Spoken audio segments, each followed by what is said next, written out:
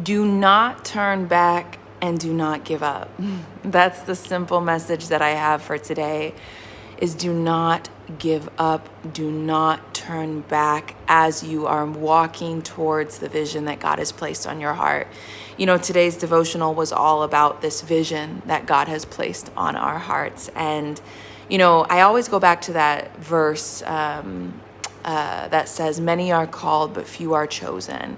And one of the things that God showed me years ago about this passage was, you know, why so few are chosen is because we're all called, right? It's God is always calling us.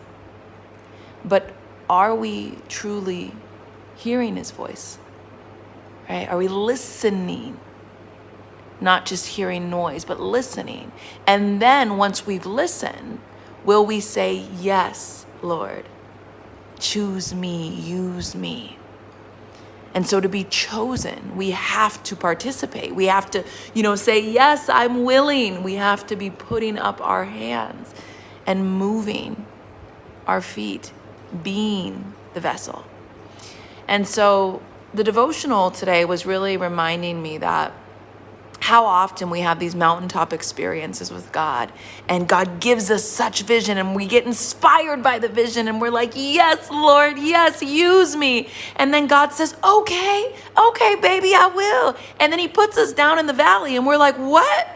What's going on? This hurts. This is hard. And we want to turn back. We want to give up. And so I'm just here to encourage you, do not turn back and do not give up. If you feel like you are in a valley and you're craving for that mountaintop experience, remember that the vision cannot be worked out up there. The vision is given up on the mountaintop where it's showing you heaven, but it's not to be heaven only when we're dead. It's to bring heaven on earth, right?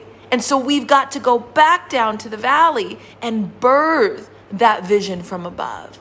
And so I just want to read a little bit of the text directly. It says, there are times when we know God's purpose for us, times when he's given us a vision and we see it clearly. Whether this vision will be turned into actual character depends on us, not on God. If we prefer to bask in the memory of the vision, we will be of no use in the ordinary stuff of human life.